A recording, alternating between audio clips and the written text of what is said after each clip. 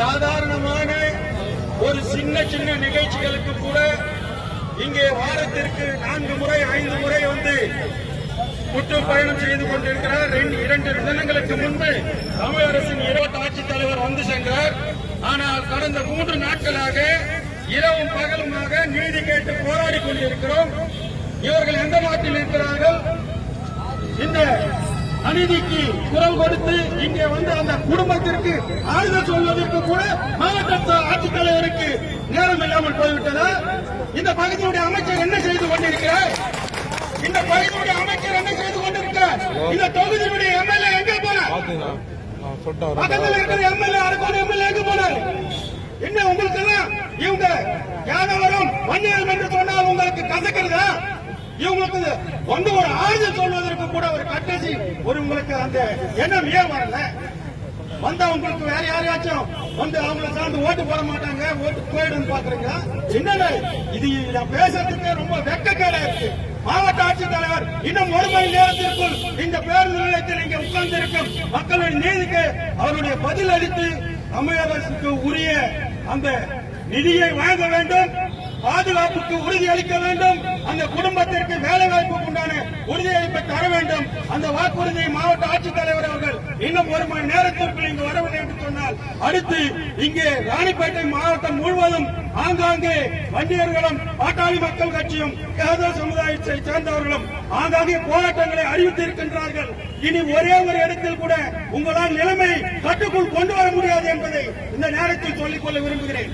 நீங்களே தேவையில்லாமல் அமைதியான முறையில் போராடி கொண்டிருக்கும் இந்த மக்களுக்கு நீங்கள் தான் வேண்டும் என்று இந்த எண்ணத்தை தூண்டிக் கொண்டிருக்கிறீர்கள். என்ன ஒரு அணியாக ஜப்பான்ல போய் உட்கார்ந்துட்டு இருக்காரு அவர், இங்க எல்லாத்துக்கும் அறிக்கை கொடுக்கிற நீங்க அந்த குடும்பத்துக்கு ஆமா ஒரு அசம்பாவிதம் நடந்துச்சு, நாங்க பாத்துக்கிறோம் உங்க குடும்பத்தை, உங்களுக்கு தேவையானதை தகவல் சொல்றதுக்கு கூட அவரால் முடியலையா? அப்ப இதை ஆதரிக்கிறாரா? தமிழக முதலமைச்சர் இது போன்ற அநீதிகளை ஆதரிக்கின்றாரான்னு கேட்கிறோம். என்ன ஒரு கூட்டணி தர்மம் உங்களுக்கு? கூட்டணி தர்மம் தடுக்குது. இன்னும் கூட்டணி தர்மம் உங்களுக்கு இதுதான் கூட்டணி தர்மமா? உங்களுக்கு தேவையான கூட்டணி கட்சியில் இருக்கிற எவ்வளவு வேணா வெட்டி போடலாம், கொளுத்தி போடலாம், என்ன வேணாலும் செய்யலாம். ஆனா நீங்க அறிக்கை மட்டும் விட மாட்டீங்க. அதே மாதிரி வேற மாதிரியான சூழ்நிலை நீங்க அப்படியே செழிங்க. எங்க போனானுன்னு தெரியல. இந்த பத்திரிகை திபேத்துல கொடுப்பானுங்க பாரு, வந்து சும்மா இருக்கிறதுக்கெல்லாம் பேட்டி கொடுப்பானுங்க. இது அது அது இதுன்னு பேட்டி கொடுப்பானுங்க. ஆனா ஒருத்தம் கூட இந்த அநீதிக்கு ஒரு இந்த பாட்டாளி மக்கள் கட்சியுடைய மாவட்ட தலைவரும் நிறுவனரும் அதே போன்ற யாதவ மக சபையினுடைய தலைவர்களை தவிர்த்து ஒரே ஒருவர் கூட இந்த குழந்தைகளுக்கு இந்த ஒருவன் உயிருக்கு போராடி கொண்டிருக்கிறான், ஒருவன் உயிர் எழுந்திருக்கிறான், அந்த குடும்பம் நடுத்தருவில் இருக்கிறது. இதை கூட வந்து 10 முறை பந்தல் போட்டு கேட்கணும். உங்களுக்கு எல்லாம் என்ன மனசாட்சி இருக்கிறதா இல்லையா? மனசாட்சி இருக்கிறவன் இந்த வேலை செய்வானா? இதுக்கு என்ன முதல் நாளே அந்த நிகழ்ச்சியை சம்பந்தப்பட்ட முதல் நாளே மருத்துவ செலவை அரசாங்கம் ஏற்கும். அந்த குடும்பத்துக்கு உண்டானதை நாங்க பாக்கிறோம். இறந்துட்டான் அந்த குடும்பத்தை நாங்க பாக்குறோம்னு சொல்றதுக்கு ஏன் உங்களால முடியல? அதுக்கு நான் வந்திருக்கோம் என்னுடைய தலைவர்களுக்கு எல்லாம் கேட்கிறேன். நம்ம கிட்ட ஒற்றுமை இல்லை. ஒற்றுமை இருந்திருந்தா அவன் எந்த நேரத்துக்கெல்லாம் ஓடி வந்திருப்பான். நம்ம இனிமேலாவது திருந்தி ஒற்றுமையோடு இருந்து வருங்காலங்களில் இது போன்ற அசம்பாவிதம் ஏதும் நடக்காத நம்ம பார்த்துக்கணும். இதே போன்று அடுத்தடுத்து இங்கே சோளிங்கர், அரக்கோணம், காவிரிப்பாக்கம், ஓச்சேரி, 53 ரோடு, பல்லூர், சேந்தமங்கலம், தக்கோலம் சாலை போன்ற பகுதிகளில் தொடர்ந்து இது போன்று ஆங்காங்கே நம்முடைய மக்கள் அங்காங்கே உட்கார்ந்து இருக்கிறாங்க. இனிமேல நீங்க இந்த முடிவை நாங்க கேட்டுட்டு இருக்கிறது ஒருத்தருக்கு மட்டும் ஒரு நீதி கொடுக்கணும், ஒரு நிதி கொடுக்கணும் அப்படின்னு சொல்லி கேட்டுக்கிறோம்.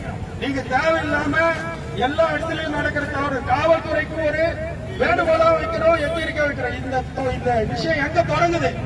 இது எங்க தொடங்குது? கஞ்சாவில தான் தொடங்குது. இந்த கஞ்சா எங்கிருந்து வருது? திருட்டமான ஓட்டிட்டு இருக்கிறான்.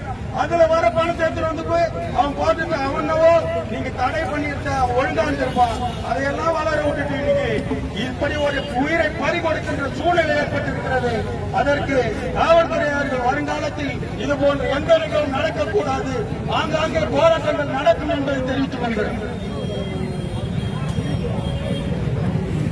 இது விடை கிடைக்கும் வரை ஓய மாட்டோம்.